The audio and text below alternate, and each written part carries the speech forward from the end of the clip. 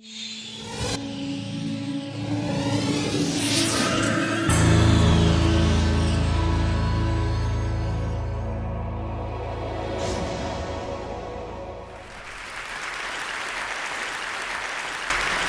afternoon. I am not a farmer. I'm not. I'm a parent, I'm a resident, and I'm a teacher, and this is my world. And along the way, I've started noticing, I'm on my third generation of kids, that they're getting bigger, they're getting sicker. In addition to these complexities, I just learned that 70% of the kids that I see who are labeled learning disabled would not have been had they had proper prenatal nutrition. The realities of my community are simple. They look like this. Kids should not have to grow up and look at things like this. And as jobs continue to leave my community and energy continues to come in, be exported in, it's no wonder that really some people refer to the South Bronx as a desert. But I'm the oldest sixth grader you'll ever meet, so I get up every day with this tremendous amount of enthusiasm that I'm hoping to share with you all today. And with that note, I come with you with this belief that kids should not have to leave their community to live, learn, and earn a better one. So I'm here to tell you a story about me and this wall that I met outside, which I'm now bringing inside. And it starts with three people. The crazy teacher, that's me on the left. I dress up pretty. Thank you, my wife. I love you for getting a good suit. My passionate borough president, a guy named George Irwin from Green Living Technologies, who helped me with my class and helped me get involved with this patented technology. But it all starts with seeds in classrooms. In my place, which looks like this. And I'm here today, hopefully that my reach will exceed my grasp. And that's really what this is all about. And it starts with incredible kids like this who come early and stay late. All of my kids are either IEP or ELL learners. Most come with a lot of handicaps. Most are homeless, and many are in foster care. Almost all of my kids live below poverty. But with those seeds, from day one, we are growing in my classroom. And this is what it looks like in my classroom. And you see how attentive these kids are to these seeds. And then you notice that those seeds become farms across the Bronx that look like this. But again, I am not a farmer. I'm a teacher, and I don't like weeding, and I don't like back-breaking labor. So I wanted to figure out how to get this kind of success into something small like this and bring it into my classroom so that handicapped kids could do it. Kids who didn't want to be outside could do it, and everyone could have access. So I called George Irwin, and what do you know? He came to my class, and we built an indoor edible wall. And what did we do with it? Well, we partnered it with authentic learning experiences, project-based learning. And lo and behold, we gave birth to the first edible wall in New York City. So if you're hungry, get up and eat. You can do it right now. My kids play cow all the time, okay? But we were just getting started. The kids love the technology, so we called up George and we said, we gotta learn more. Now, Mayor Bloomberg, thank you very much. We no longer need work permits, which comes with licensed and bonded contractors. We're available for you. We decided to go to Boston. And my kids from the poorest congressional district in America became the first to install a green wall designed by computer with real live learning tools, 21 stories up. So you're gonna go visit it. It's on top of the John Hancock building. But closer to home, we started installing these walls in schools that looked like this, with lighting like that, real LED stuff, 21st century technology. And what do you know? We made 21st century money. And that was groundbreaking. And wow, this is my harvest, people. And what do you do with this food? You cook it, and those are my heirloom students making heirloom sauce with plastic forks, and we get it into the cafeteria, and we grow stuff, and we feed our teachers. And that is the youngest nationally certified workforce in America with our Bronx Borough president. And what did we do then? Well, I met nice people like you, and they invited us to the Hamptons, so I call this from South Bronx to Southampton. And we started putting in roofs that looked like this. And when kids from destitute neighborhoods can start building landscape like this, wow, people noticed. And so we got invited back this past summer. We actually moved into the Hamptons, paying $3,500 a week for a house, and we learned how to surf. And when you can do stuff like this, these are my kids putting in this technology. And when you can build a roof that looks like that, on a house that looks like that, with sedum that looks like this is the new green graffiti. So, you may wonder, what does a wall like this really do for kids besides changing landscapes and mindsets? Okay, I'm going to tell you what it does. It gets me to meet incredible contractors like this, Jim Ellenberger from Ellenberger Services. And this is where it becomes true triple bottom line. Because Jim realized that these kids, my future farmers, really had the skills he needed to build affordable housing for New Yorkers, right in our own neighborhood. And this is what my kids are doing, making living wage. Now, if you're like me, you live in a building where there are 7 guys out of work looking to manage $1 million. I don't have it. But if you need a toilet, fixed or, some shelving, I gotta wait 6 months for an appointment with someone who drives a much nicer car than me. That's the beauty of this economy. But my kids are now licensed and bonded and trained, and that's my first student to open up, the first in his family to have a bank account. This immigrant student, the first one in his family to use an ATM. And this is the true triple bottom line, because when you can take neighborhoods that were abandoned and destitute and turn them into something like this, with interiors like this, wow, people notice. And notice they did, so CNN called. And we were delighted to have them come to our farmers market. And then when Rockefeller Center said, NBC, could you put in some edible walls? We were delighted. But this, I show you, when kids from the poorest congressional district in America can build a 30-foot by 15-foot wall, design it, plant it, and install it in the heart of New York City, that's a true si se puede moment. Really scholastic, if you ask me. But this is not a Getty image. That's a picture I took of my Bronx Borough president addressing my kids in his house, not the jailhouse, making them feel a part of. That's our state senator, Gustavo Rivera, and Bob Beater coming to my classroom to make my kids feel important. And when the Bronx Borough president shows up and the state senator comes to our class, believe you me, the Bronx can change attitudes now. We are poised, ready, willing, and able to export our talent and diversity in ways we've never even imagined.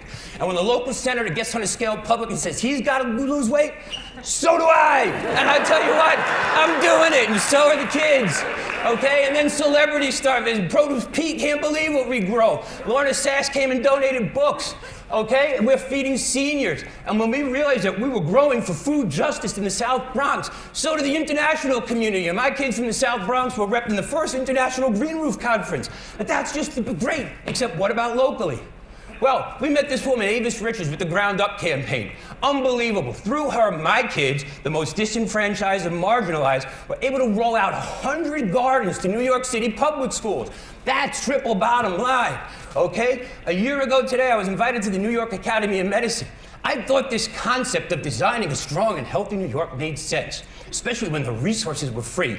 So thank you all, and I love them. They introduced me to the New York City Strategic Alliance for Health. Again, free resources, don't waste them. And what do you know? 6 months later, my school and my kids was awarded the first ever high school award of excellence for creating a healthy school environment, the greenest class in New York City. But more importantly, as my kids learned to get, they learned to give.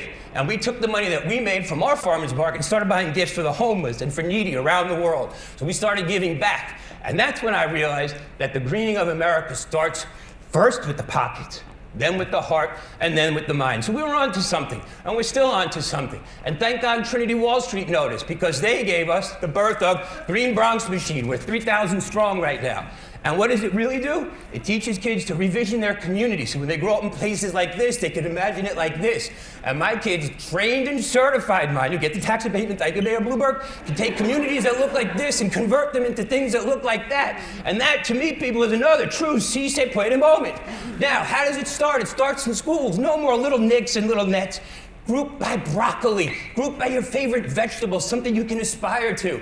Okay, and these are my future farmers of America, growing up in Brook Park on 141st Street, the most migrant community in America. When tenacious little ones learn how to garden like this, it's no wonder we get fruit like that. And I love it, and so do they. And we're building teepees in neighborhoods that were burning down. And that's a true si se puede moment. And again, Brook Park feeds hundreds of people without a food stamp or a fingerprint. The poorest congressional district in America, the most migratory community in America. We can do this.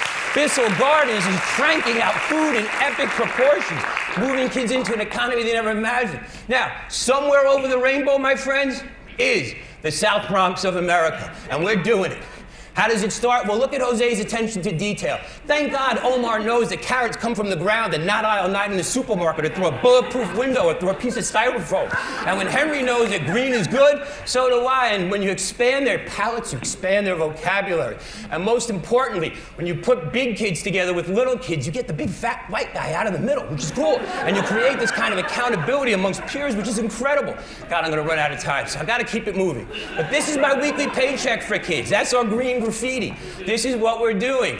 And behold the glory and bounty that is Bronx County. Nothing thrills me more than to see kids pollinating plants instead of each other. I gotta tell you, I'm a protective parent. But those kids are the kids who are now putting on pumpkin patches on top of trains. We're also designing koi ponds for the rich and affluent. We're also becoming children of the court, creating farms in the middle of Fordham Road for awareness and window bottles out of garbage. Now, I don't expect every kid to be a farmer, but I expect them to read about it, write about it, blog about it, and offer outstanding customer service. I expect them to be engaged, and man, are they. So that's my incredible classroom. That's the food. Where does it go? 0 miles to plate, right down into the cafeteria. Or, more importantly, to local shelters where most of our kids are getting 1 to 2 meals a day.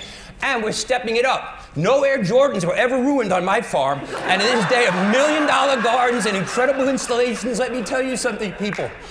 This is a beautiful moment. You know, black field, brown field, toxic waste field, battlefield. We're proving in the Bronx that you can grow anywhere on cement.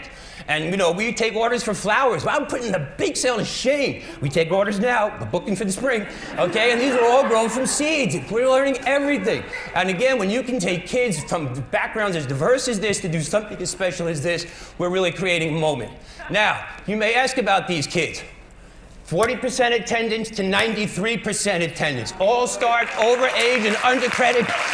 They are now, my first cohort is all in college, earning living wage. The rest are scheduled to graduate this June. Happy kids, happy families, happy colleagues, amazed people. The glory and bounty that is Bronx County.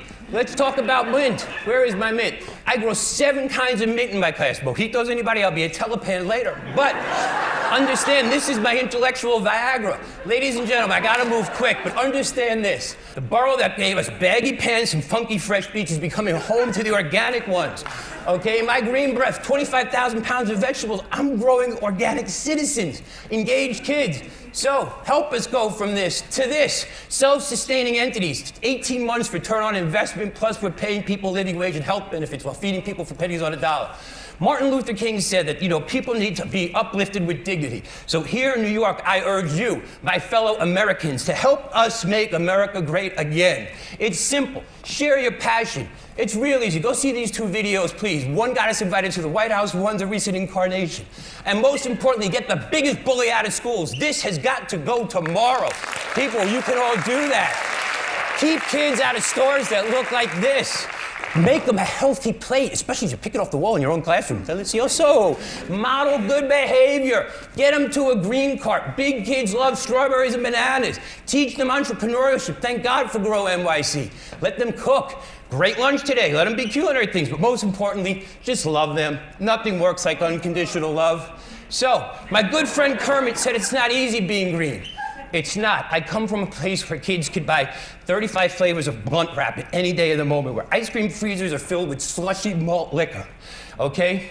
My dear friend Majora Carter once told me, we have everything to gain and nothing to lose. So here, and in a time where we've gone from the audacity of hope to hope for some audacity, I urge you to do something. I urge you to do something. Right now, we're all tadpoles.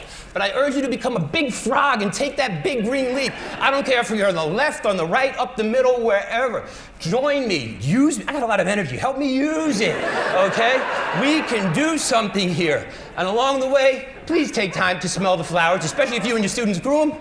I'm Steve Ritz. This is Green Bronx Machine. I got to say thank you to my wife and family, for my kids. Thank you for coming every day, and for my colleagues believing and supporting me. We are growing our way into a new economy. Thank you. God bless you, and enjoy the day. I'm Steve Ritz. See you soon.